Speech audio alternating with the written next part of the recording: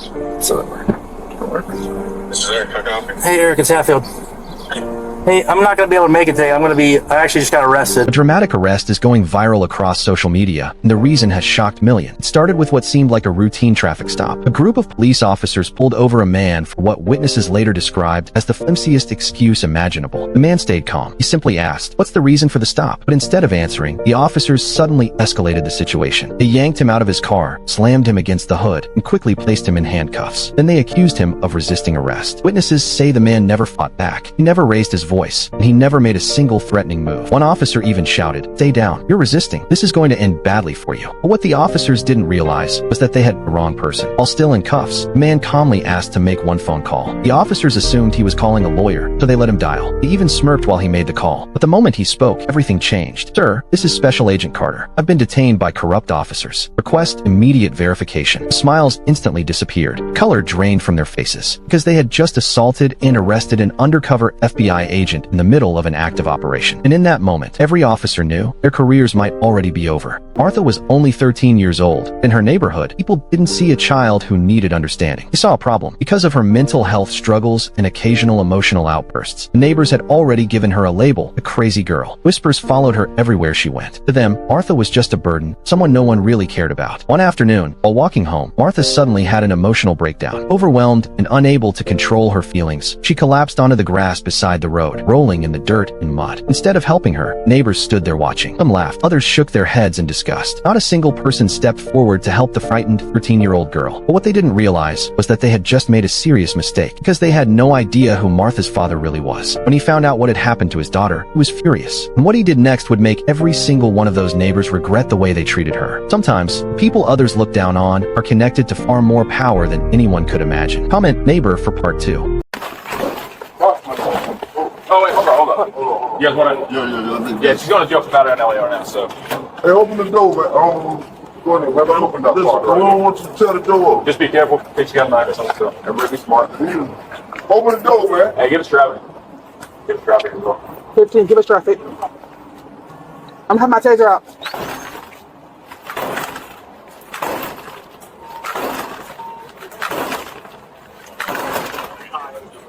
For more than 24 hours, no one inside the hotel room had answered the door. Calls from the front desk went unanswered, and repeated knocks from staff were met with silence. Growing concerned, hotel management finally made the decision to call the police. Within minutes, officers arrived and quickly sealed off the hallway. Standing outside the closed door, they shouted several times, hoping someone inside would respond. But the room remained completely quiet. The tension in the corridor began to build. Guests watched nervously from a distance, whispering among themselves, all wondering the same thing. What was happening behind that door? After several attempts to make contact failed, one officer made the call. If someone inside was in danger, they couldn't wait any longer. Soon after, firefighters stepped forward with their tools, preparing to force the door open. One firefighter held up a screwdriver and nodded to the team. Everyone held their breath. Hands clear, ready? In a matter of seconds, the mysterious door that had stayed closed for over a day was about to be opened. Fear, suspense, and anticipation filled the hallway as all eyes focused on that single moment when the door would finally reveal what had been hidden behind it. Can I help you? Yeah, we got a call about a suspicious vehicle in the area, and it matches his description. What's suspicious? He said you've been parked in front of his house. You were parked in front of his house for about an hour, hour and a half. Yeah. Is that suspicious? Yeah, it's kind of strange. What's going on? Nothing.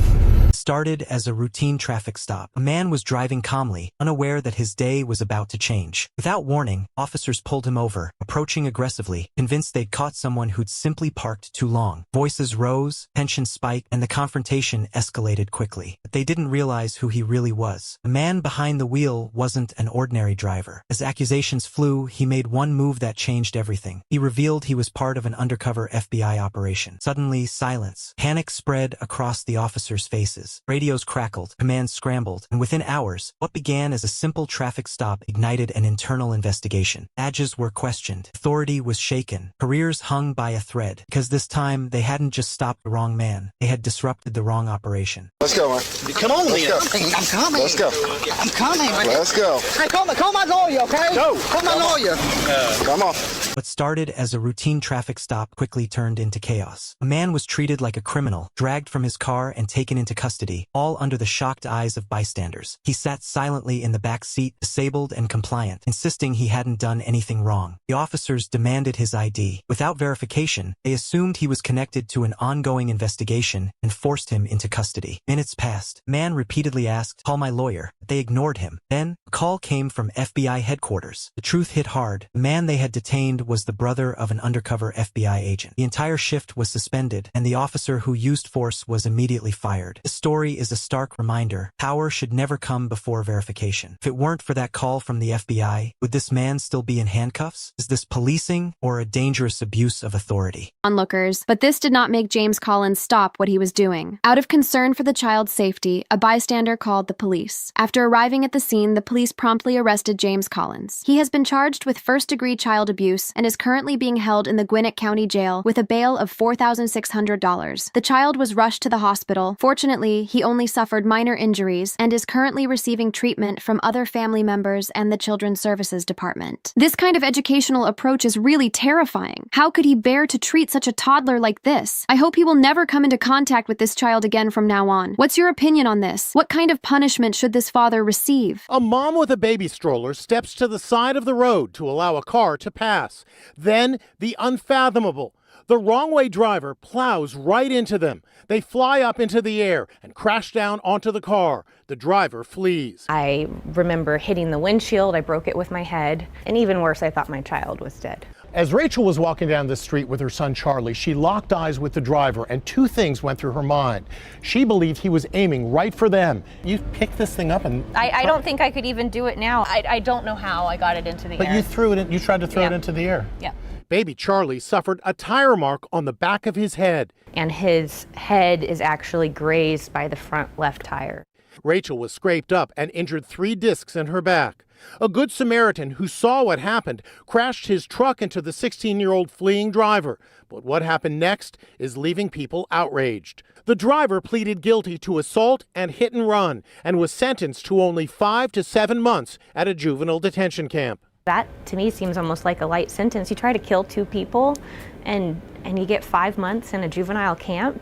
Stop, please stop. A man picked up his wife and threw her towards the TV like a rag doll while she desperately begged, "Please don't do this." All of this happened in front of their 5-month-old child, who witnessed the entire scene but was powerless to intervene, leaving an indelible traumatic memory. The man is 31-year-old Zach Stacy, a former New York Jets running back. Later, he was only sentenced to 1 month in prison after admitting to the crime of criminal injury. The newly exposed video shows the severity of the incident, where they had a heated argument over a rent payment issue. His wife, Kristen Evans, attempted to escape, but he chased after her and used a trash can to smash the car, even grabbing the car's wiper. According to a home surveillance video, Zach first hit Evans twice on the back of the head with an unidentified object, then picked him up and threw him heavily towards the TV. Please. Evans can be heard constantly pleading with him to stop. Even in front of their 5-month-old child, Zach continues to commit violence. Afterwards, Evans said in an interview that she didn't want Zach to stay in prison for even a day. No one wants to send their son's father to prison. Zach was charged with serious assault and criminal damage and sentenced to 1 month in prison. At present, this mother and son are receiving psychological and legal support. Do you think he should not go to jail? A woman was attacked by her ex-boyfriend on the street, despite having submitted a restraining order against him to the court. The surveillance video showed that after getting out of the car, the man quickly ran towards the victim and pinned her to the ground, repeatedly attacking her face. Even after she ran to the car in panic, the man still chased her and opened the car door to continue attacking her. Finally, after more onlookers arrived, he got into the car and fled the scene. Subsequently, the police identified the man as 33-year-old Arthur Barbosa and found that he was involved in at least 10 cases of assault. According to the victim, she and Arthur had broken up for several weeks. During their relationship, Arthur often used violence against himself. At that time, he called the police, but the police took no action. Even after submitting a restraining order to the court after the breakup, it had no effect. Arthur still frequently harassed her. Currently, Arthur has been detained and will be charged with multiple assault charges. If measures had been taken earlier, would such a thing not have happened? What punishment do you think this man should receive? See what happens. A police officer had an argument with a 61-year-old man, deliberately provoking and encouraging him to slap himself, and then arrested him on charges of assaulting a police officer. This incident occurred in Harris County, Texas. At the time, 39-year-old Deputy Sheriff Ellison Collins was conducting an inspection at the entrance of an IHOP restaurant, and 61-year-old Jerry Allen had a dispute with Collins over parking violations. Collins could never find a legitimate reason to arrest Allen, so he suddenly deliberately provoked and tempted Allen to take action, emphasizing that the other party has the right to do so. Slap the shit out of me and get it off your chest. Allen hesitated for a moment, but Collins continued to urge. No, I'm giving you permission to slap the shit out of me, get it off your chest, and see what happens. However, as soon as Allen's hand touched Collins' face, Collins slapped Allen hard and pushed him to the ground. Don't fuck. Damn. Turn around. Get up. That was stupid. Subsequently, Allen was handcuffed and arrested on charges of assaulting a police officer, and Collins and his companions even mocked Allen. I ain't got slapped in years, dog. I know he was dumb enough to actually do it. Later, the grand jury brought charges against Collins, and he was transferred to another position. But in 2025, Collins was reinstated and awarded the title of Outstanding Team Member by the Harris County Police Department in recognition of his service to others. A courier maliciously attacked a 75-year-old grandmother in a subway tunnel in Novosibirsk, resulting in serious injuries and death. On December 3rd, 75-year-old Marina prepared to take the subway home. An unsettling scene shows a delivery man suddenly appearing behind her, quickly catching up with her and kicking her in the face without warning. Marina fell to the ground and slammed her head against the wall. Then he walked away as if nothing had happened. A resident found Marina unconscious and called an emergency number. Rescue personnel immediately rushed to the scene, but unfortunately, Marina was pronounced dead on the spot. After the video went viral online, a local resident recognized him and stopped him on the road not far from the incident site, then called the police and arrested him. He was confirmed to be 25-year-old Dmitry. According to police reports, Dmitry often spat at passers-by at night, most often towards unarmed girls. That night was his last day as a courier. 3 days later, the police accused him of intentional assault and injury, but he refused to plead guilty in court on the grounds of mental disorder. In the end, he was sentenced to 5 years in prison and compensated the victim's family with $5,000 in damages. Do you think he should receive a longer sentence? A man attacked a woman for no reason and pushed her down the stairs. The surveillance camera captured this scene. 27-year-old Vistukov calmly followed behind a woman, then suddenly kicked her from behind, causing her to fall face down and roll down the stairs. The group of people who were with him walked away nonchalantly, showing no sign of worry. They even picked up the wine bottle that had been left on the ground. At that time, a passerby who was at the bottom of the stairs saw this and immediately ran over to help. The woman was subsequently sent to the hospital and diagnosed with severe fractures and contusions. The woman is 26-year-old Susanna, a mother of 2 children. She said she didn't know Vistukov and was just on her way home from work at that time. After this video was exposed, it aroused strong public outrage and a global search for Vistukov was launched. A few days later, Vistukov was arrested on his way to escape. In court, when the video was played, he showed no emotion at all. The prosecutor denounced the attack as a cowardly and unjustified act. Ultimately, Vistukov was sentenced to 2 years in prison.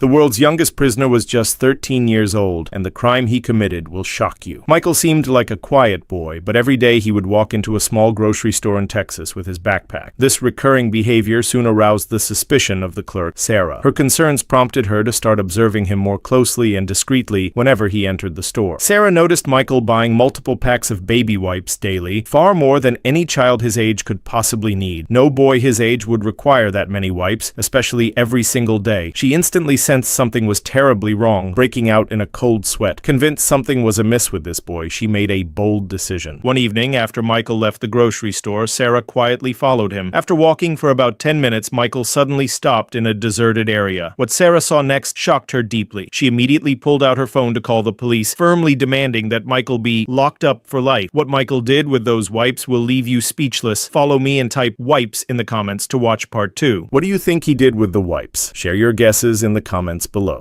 Son of a An airport employee was beaten by the manager while attempting to retrieve personal belongings. After being fired, video shows Shakoria Ellie attempted to enter the counter, but was stopped by the manager wearing a red polo shirt. Ellie immediately pushed him away and attempted to enter again, but was pushed back by the manager wearing a green shirt for a distance. Ellie lifted a chair and attempted to attack the man in green clothes, but the chair was taken away. Ellie didn't intend to give up yet, so she rushed towards the manager in the red polo shirt again. The manager threw her out, and Ellie immediately got up and beat him. The man in green tried to stop him, but was slapped by Ellie. Shortly after turning around and leaving, Ellie jumped over the counter. The two managers immediately subdued her, and then Ellie left with her belongings. The manager called the emergency number after Ellie left. After the police arrived at the scene and saw that she was black, they immediately arrested her without questioning the reason. According to the investigation, Ellie wanted to retrieve her personal belongings after being fired due to a dispute with a colleague over the temperature of her espresso. The report shows that officials have not made any charges against her. Who do you think is at fault for this matter? A shocking video shows an Army sergeant at Fort Hood violently assaulting a 3-year-old boy, resulting in serious injuries. This incident occurred in Waco, Texas. According to the boy's grandmother, 29-year-old Paul Thames recently moved into his mother's home on the 3rd floor of an apartment building and began dating the boy's mother. That night, the boy's unwillingness to learn the alphabet caused Thames to become furious. At the beginning of the attack, he angrily moved the boy to the 2nd floor, where he physically assaulted him. It can be seen that Thames first punched the boy hard on the back, then covered his face with his hands and choked him, ultimately causing the boy to suffocate. After the assault, he was taken to the 1st floor to stay away from his mother's sight. The entire assault process was captured by the doorbell camera and ultimately handed over to the Waco police by the homeowner. The police arrived at the scene that night and arrested Thames. The boy was urgently taken to the hospital, where doctors claimed that his neck was fractured and he was receiving treatment. According to the court report, Thames attempted to cover up his actions before being arrested and was charged with child harm and aggravated assault. He is currently being held in McLennan County Jail. The case is still under investigation. What punishment do you think he should receive? A man in Chester County, Pennsylvania, maliciously attacked a disabled person with cerebral palsy outside a 7 convenience store. Karma gave him the punishment he deserved. On May 10th, 22-year-old Jones drove a white SUV to the entrance of a convenience store. He is a mild cerebral palsy patient. The video shows that when Jones walked into the store, 29-year-old Barry Baker began to imitate Jones's walking posture. A few minutes later, Jones walked out of the store and Baker continued to mock him, following Jones to his car. Without warning, he viciously punched Jones in the face, and then Jones fell on the hood of the car. However, after the video went viral online, the police began to search for him. Someone discovered that he had his own business, so they bombarded him with phone numbers. This will be their only communication. They're done communicating, done negotiating. Here's the deal, and that's it. Are you fucking serious right now?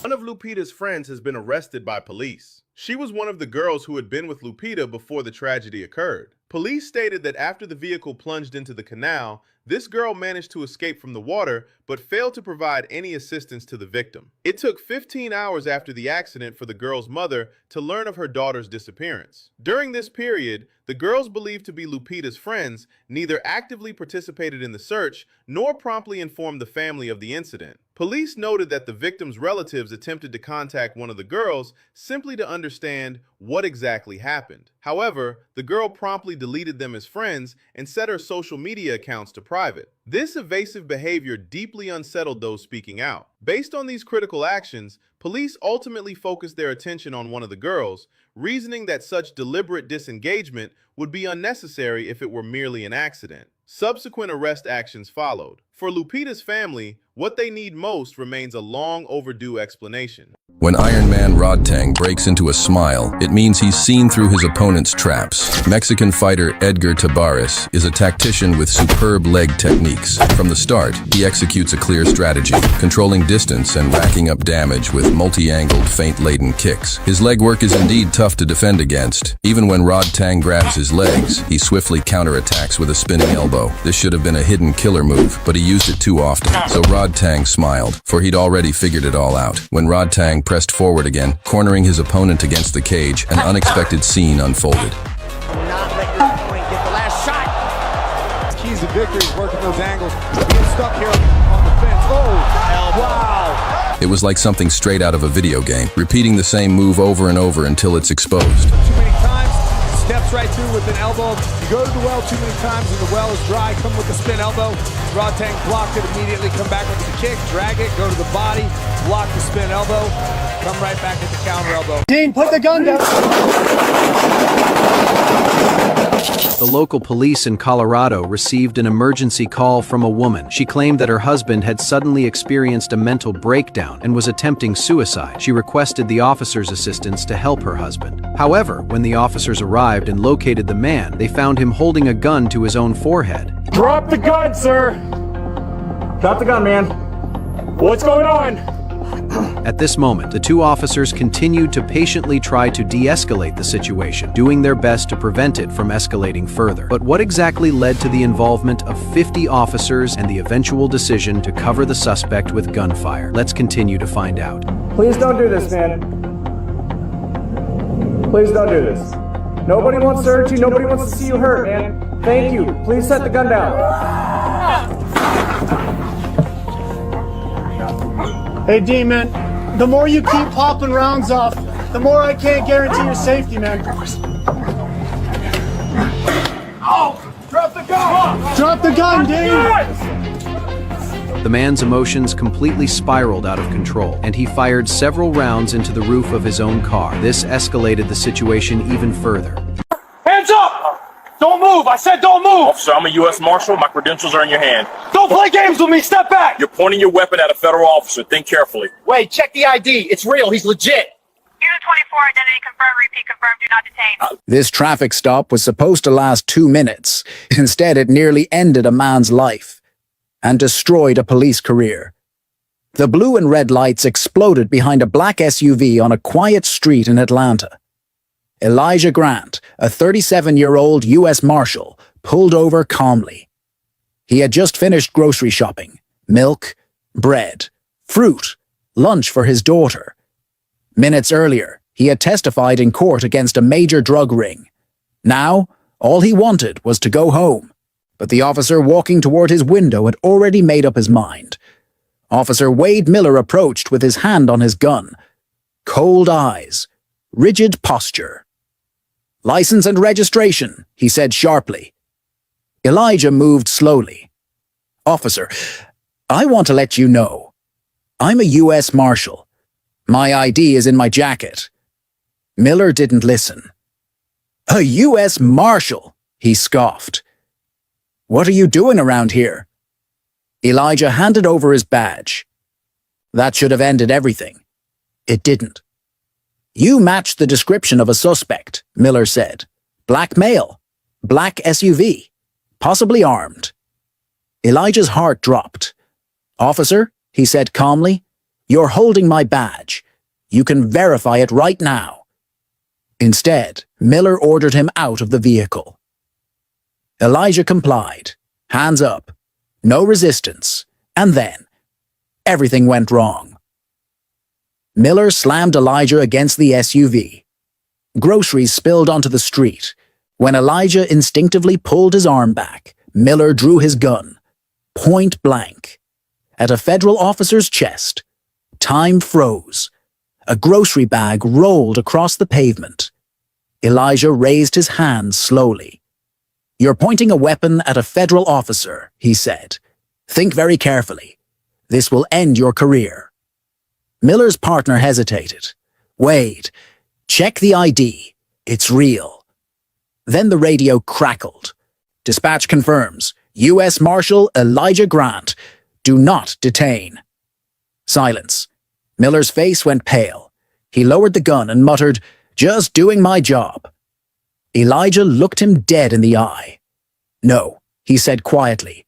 "You were doing your prejudice." He drove away. But the story didn't end there. A witness had recorded everything. Within hours, the video was everywhere. A calm black man, hands raised, a city cop screaming with a gun drawn. America erupted. By morning, the Atlanta Police Department had suspended the officer. 3 days later, a public hearing was held. The video played on a giant screen. When it ended, the room was silent. Then the verdict came. Officer Wade Miller was terminated immediately. When Elijah walked outside, a crowd applauded, but he raised his hand. "This isn't about revenge," he said. "It's about respect, for the badge, for the law, and for every person who deserves to make it home alive." I have money for you. Okay. I'm gonna smack don't you. I don't know who needs to hear this, but please do not watch the fake UPS delivery driver video.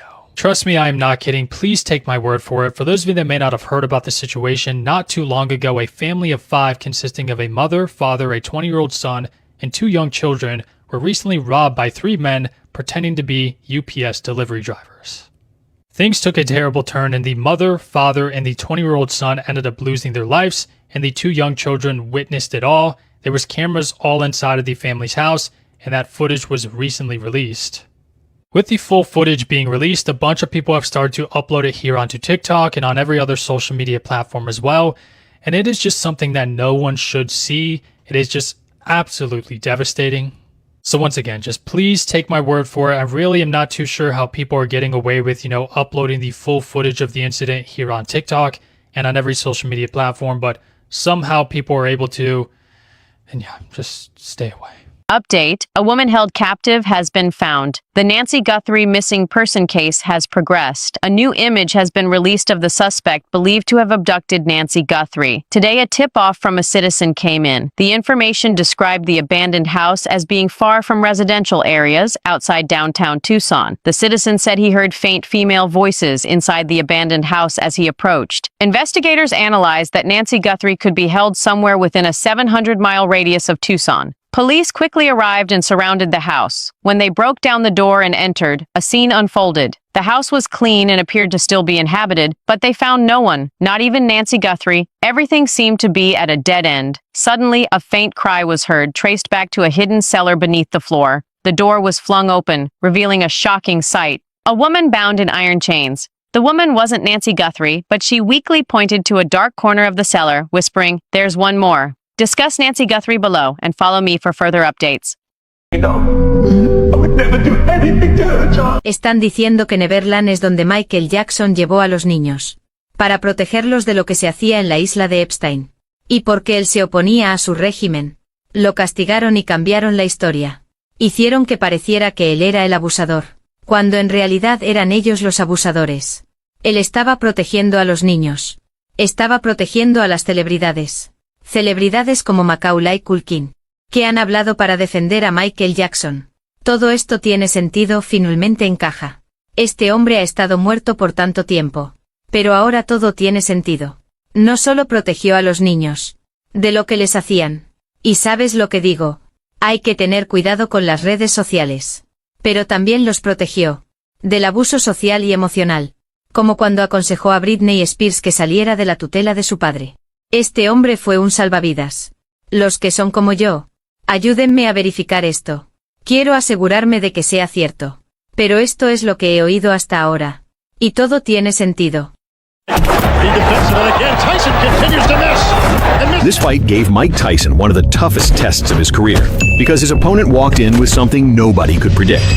When Mike Tyson walked into the ring on December 16, 1995, it was more than just another fight.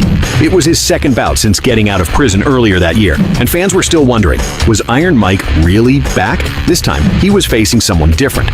Buster Mathis Jr., an undefeated fighter with a clean 20-0 record. He didn't have knockout power. He didn't have fear either. What he did have was a plan. Mathis knew he couldn't win a firefight. Tyson was a wrecking ball in gloves, and standing still meant getting destroyed. So he brought something else to the table, a game plan built on movement, clinches, angles, and frustration. He wanted to take Tyson into deep waters, slow him down, wear him out, and force him to think instead of fight. And early on, it actually started to work. Tyson wasn't charging like a madman. He was swinging and missing, while Mathis, with his awkward rhythm, slipped just out of range, tied Tyson up on the inside, and made it ugly and uncomfortable. It wasn't pretty, but it was effective. For a moment, you could hear the crowd shift. Something unexpected was happening. Then came the second round, and all that chess turned into chaos. The distance closed. Both fighters started throwing like it was the final round. At one point, Matisse dug into Tyson with a slick body combo that made the audience gasp. And then everything changed. Tyson stopped chasing. He started stalking. He wasn't just throwing wild shots anymore. He was setting traps. He moved with intent, cutting off the ring like a predator, closing the space inch by inch. And when Matisse ducked low, just like he had all night, Tyson timed it. A brutal right uppercut landed clean, and before Matisse could even react, another followed. Tyson swarmed him with savage combinations, smothering him in precision and power. Matisse crumpled under the storm, his strategy no match for raw fury. The plan was clever, but it ran straight into a predator who only smelled blood. That night, Mike Tyson didn't just stop the fight, he crushed the hope behind it.